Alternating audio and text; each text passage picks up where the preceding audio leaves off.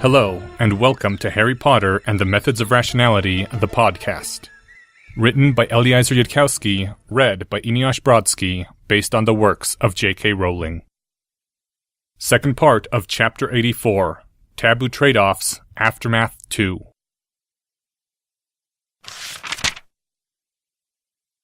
The holding cell, well to the center of magical law enforcement, was luxuriously appointed. More a remark on what adult wizards took for granted than any special feeling toward prisoners. There was a self-reclining, self-rocking chair with plush, richly textured, self-warming cushions.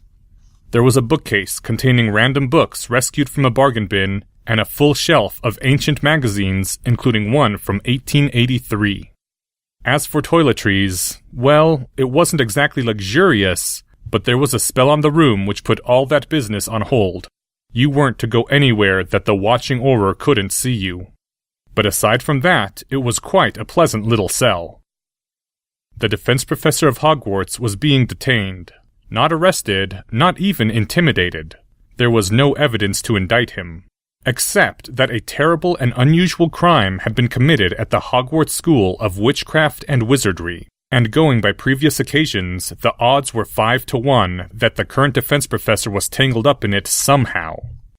To this must be added the fact that nobody in the DMLE even knew who the defense professor was, and that the man had literally sneezed at all attempts to uncover his true identity.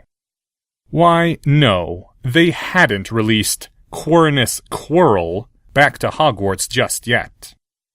Let us repeat this for emphasis. The defense professor was being detained in a cell. The defense professor was staring at the watching Auror and humming. The defense professor had not spoken a single word since he arrived in this particular cell.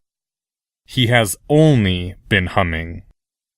The humming started out as a simple children's lullaby, the one that in Muggle Britain begins, "Lullaby and Good Night."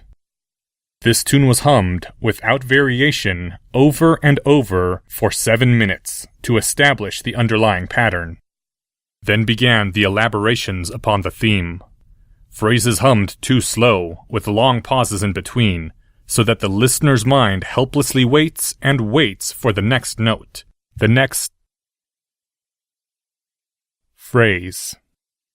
And then, when the next phrase comes, it is so out of key, so unbelievably awfully out of key, not just out of key for the previous phrases, but sung at a pitch which does not correspond to any key, that you would have to believe this person had spent hours deliberately practicing their humming just to acquire such perfect anti-pitch. It bears the same semblance to music as the awful dead voice of a Dementor bears to human speech. And this horrible, horrible humming is impossible to ignore. It is similar to a known lullaby, but it departs from that pattern unpredictably. It sets up expectations and then violates them, never in any constant pattern that would permit the humming to fade into the background. The only possible explanation for how this mode of humming came to exist is that it was deliberately designed by some unspeakably cruel genius who woke up one day feeling bored with ordinary torture, who decided to handicap himself and find out whether he could break someone's sanity just by humming at them. The Auror had been listening to this unimaginably dreadful humming for 4 hours, while being stared at by a huge, cold, lethal presence that feels equally horrible whether he looks at it directly or lets it hover at the corner of his vision. The humming stopped. There was a long wait, time enough for false hope to rise and be squashed down by the memory of previous disappointments. And then, as the interval lengthened and lengthened, that hope rose again unstoppably. The humming began once more. The Auror cracked. From his belt, the Auror took a mirror, tapped it once, and then said, "This is Junior Auror Urgent Alternate. I'm calling in code RJL20 on cell 3. Code RJL20? The mirror said in surprised tones. There was a sound of pages being flipped, and then You want to be relieved because a prisoner is absenting psychological warfare and succeeding? Amelia Bones really is quite intelligent. What did the prisoner say to you? This question is not part of procedure RJL20, but unfortunately, Amelia Bones has failed to include an explicit instruction that the commanding officer should not ask. He's... said the Auror and glanced back at the cell. The defense professor was now leaning back in his chair, looking quite relaxed. He was staring at me and humming.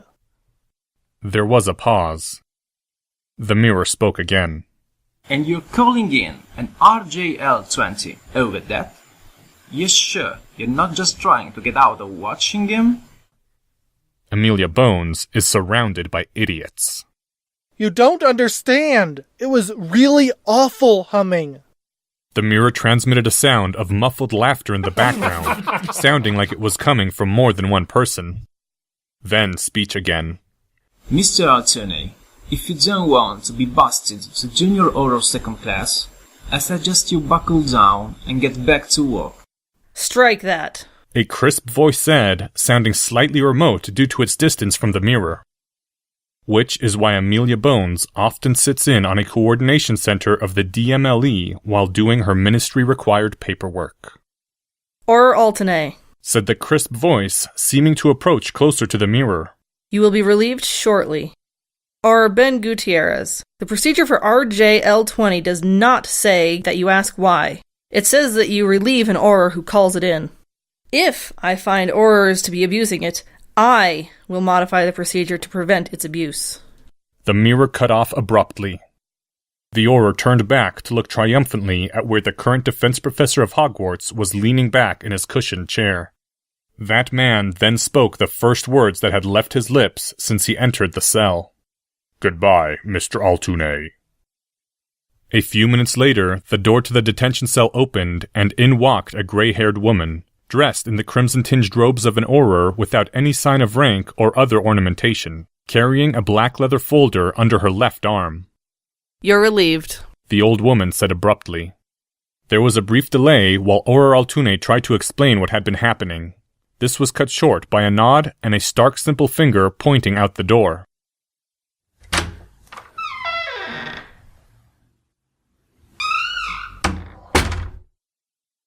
Good evening, Madam Director, said the defense professor. Amelia Bones did not acknowledge the statement, but sat down abruptly in the vacated chair. The old witch opened the black folder, and her gaze moved down to the parchments therein. Possible hints to the identity of the current Hogwarts defense professor, as compiled by Auror Robards. The title parchment was flipped, turned aside. The defense professor said that he was sorted into Slytherin, claimed that his family was killed by Voldemort, said he had studied at a martial arts center in Muggle Asia, which was destroyed by Voldemort. A request filed with the Department of International Magical Cooperation identifies this incident as the Oni Affair of 1969. Another parchment was flipped aside. It also seems this defense professor gave a most stirring speech to his students just before last Yule, castigating the previous generation for their disunity against the Death Eaters. The old witch looked up from the leather folder. Madame Longbottom was rather taken with it, and insisted that I read the entire thing. The argument struck me as familiar, though I could not place it at the time, but then, of course, I had thought you dead.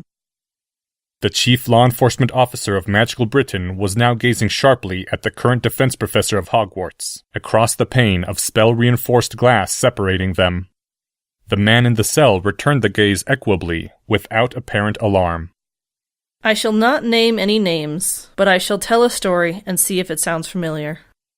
Amelia Bones looked back down, turning to the next parchment. Born 1927, entered Hogwarts in 1938, sorted into Slytherin, graduated 1945, went on a graduation tour abroad and disappeared while visiting Albania. Presumed dead until 1970, then he returned to magical Britain just as suddenly without any explanation for the missing 25 years. He remained estranged from his family and friends, living in isolation.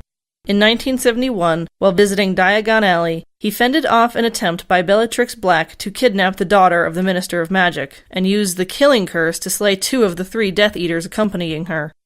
Beyond this, all Britain knows the story. Need I continue it? The old witch looked up from the folder again. Very well. There was a trial in the Wizengamot, during which this young man was exonerated for his use of the killing curse, not least due to the efforts of his grandmother, the lady of his house. He was reconciled with his family, and they held a house gathering to welcome his return.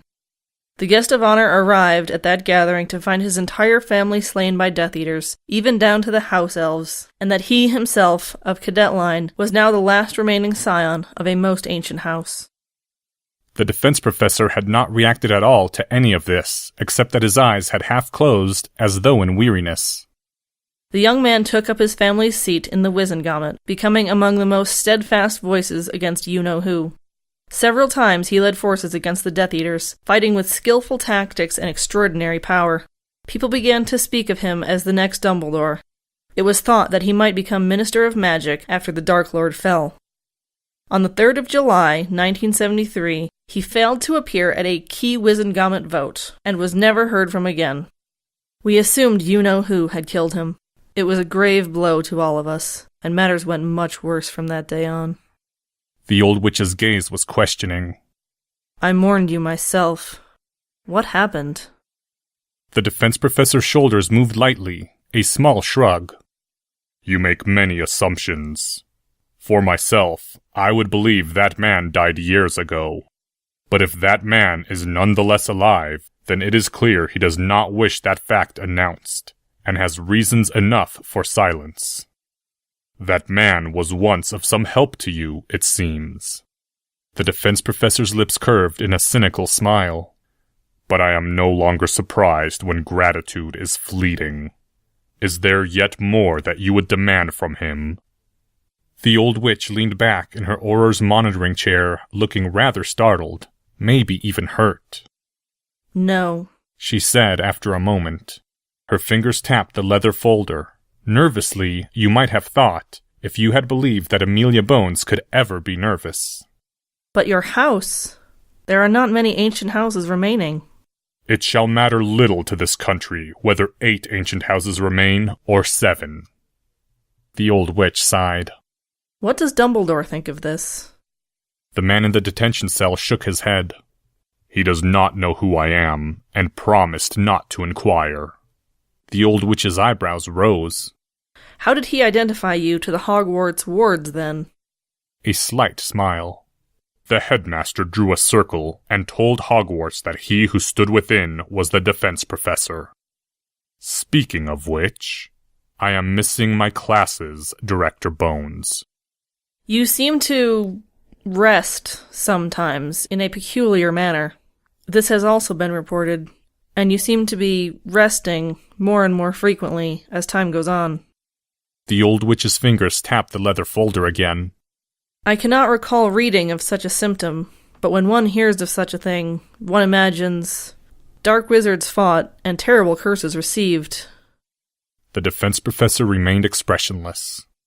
Do you require a healer's help?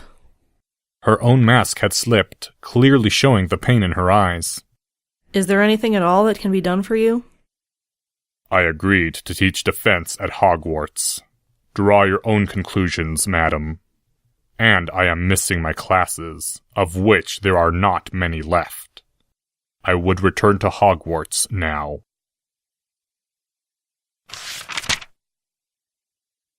When Hermione woke the 3rd time, though it felt like she'd only closed her eyes for a moment, the sun was even lower in the sky, almost fully set.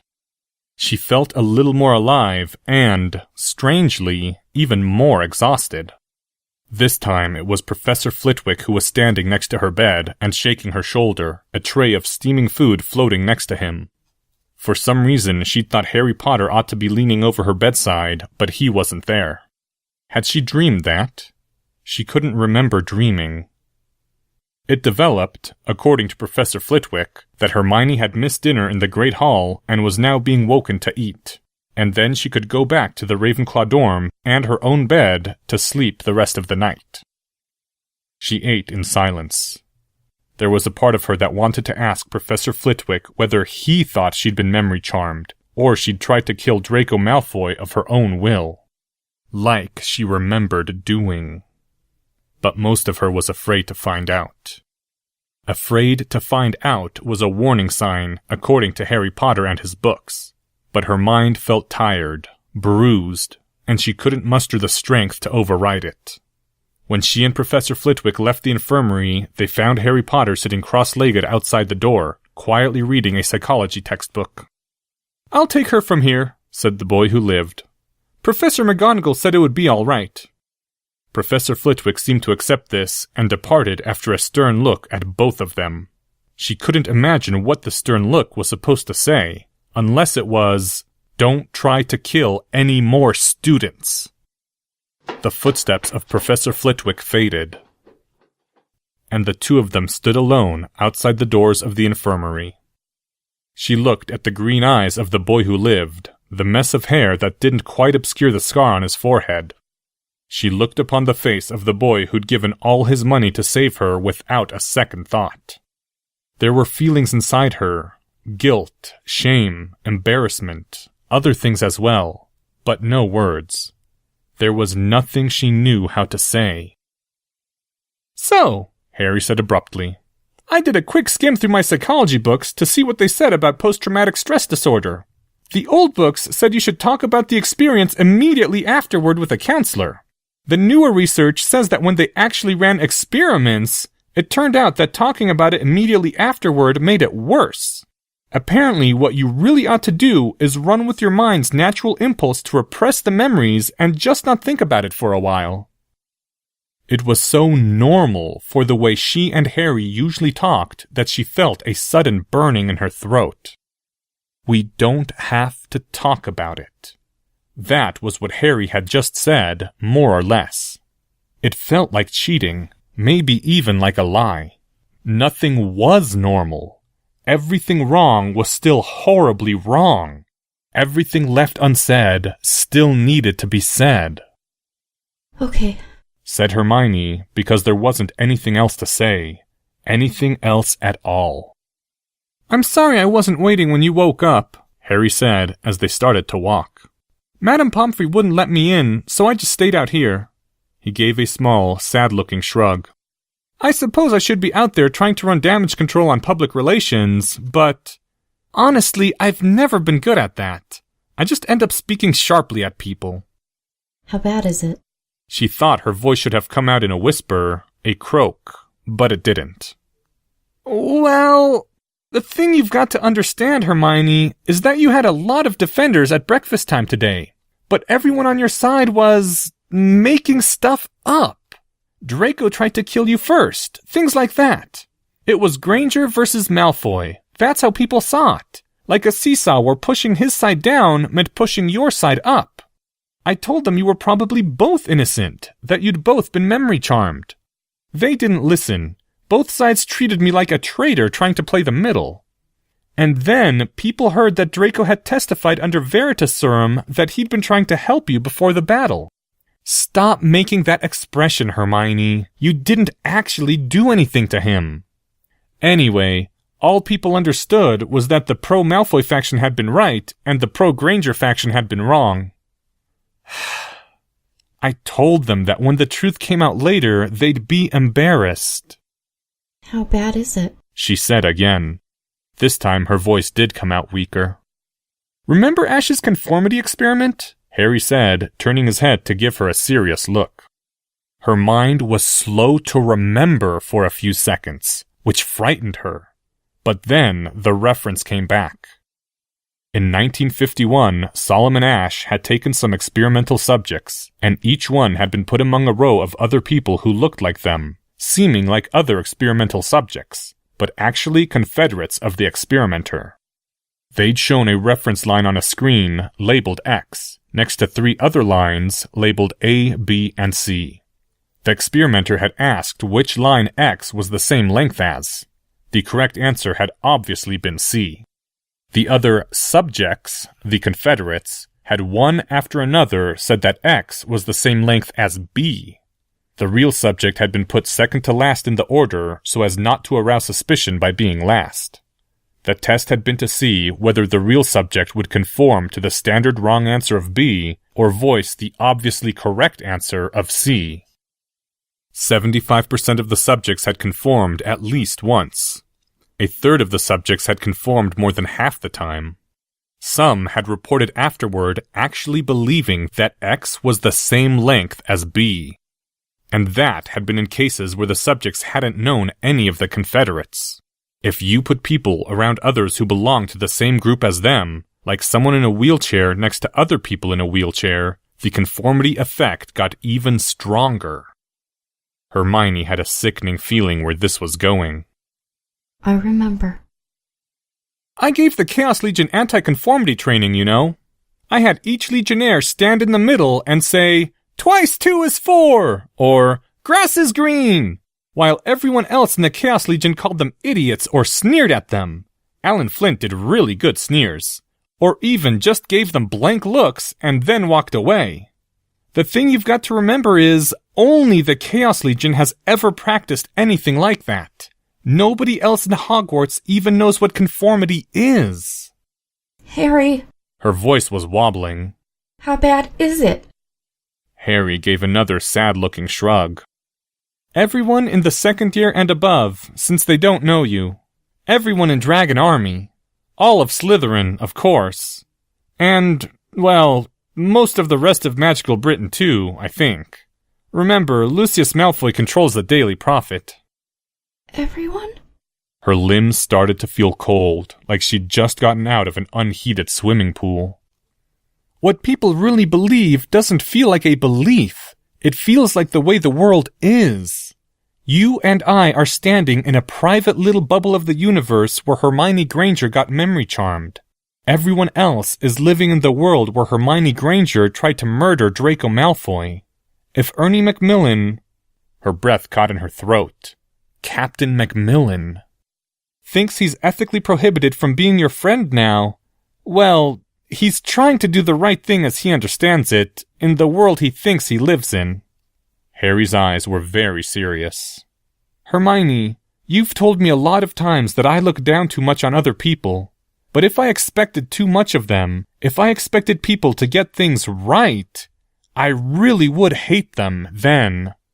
Idealism aside, Hogwarts students don't actually know enough about cognitive science to take responsibility for how their own minds work. It's not their fault they're crazy. Harry's voice was strangely gentle, almost like an adult's. I know it's going to be harder on you than it would be on me. But remember, eventually the real culprit gets nailed. The truth comes out. Everyone who is confidently wrong gets embarrassed. And if the real culprit doesn't get caught? Or if it turns out to be me after all. Then you can leave Hogwarts and go to the Salem Witches Institute in America. Leave Hogwarts?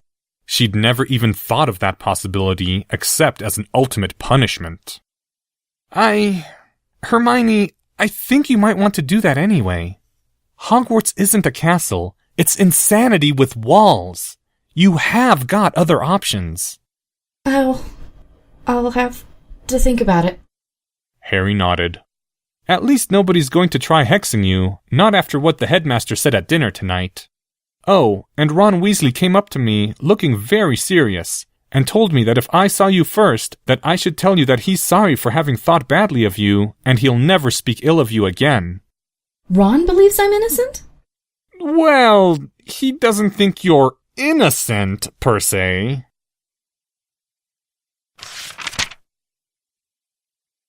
The whole Ravenclaw dorm went silent as the two of them walked in, staring at them, staring at her. She'd had nightmares like this. And then, one by one, people looked away from her. Penelope Clearwater, the fifth-year prefect in charge of first years, looked away slowly and deliberately, turning her head to face in another direction. Sue Lee and Lisa Turpin and Michael Corner, all sitting at a table together, all of whom she'd helped with their homework at one time or another, all looked away, their faces suddenly nervous the moment she tried to catch their eyes. A third-year witch named Letitia Randall, whom Spew had twice saved from Slytherin bullies, quickly bent back over her desk and started doing homework again. Mandy Brocklehurst looked away from her. If Hermione didn't burst into tears then, it was only because she'd expected it, had played it out in her mind over and over again. At least people weren't screaming at her or shoving her or hexing her.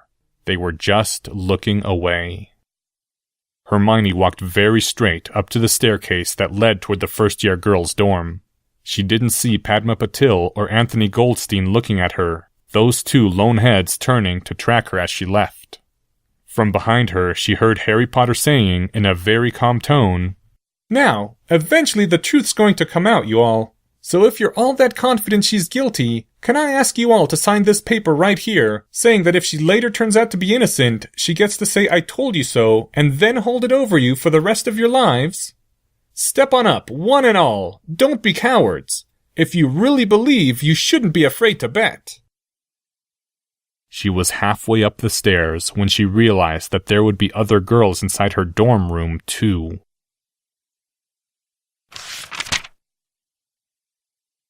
End second part of Chapter 84. Thank you to the following people: Hermione Granger, Anonymous. Amelia Bones by Melissa Kessler. This chapter's original text, production notes, and attribution links, along with archives and much more, can be found at hpmorpodcast.com. If you would like to learn more about the art of rationality, please visit lesswrong.com, an online community of aspiring rationalists founded by Eliezer Yudkowsky. Some sound effects used are courtesy of the Free Sound Project. The music used is Catch That Goblin by Skaven. Thank you for listening, and come back next week for the conclusion to Chapter 84, Taboo Trade-Offs, Aftermath 2.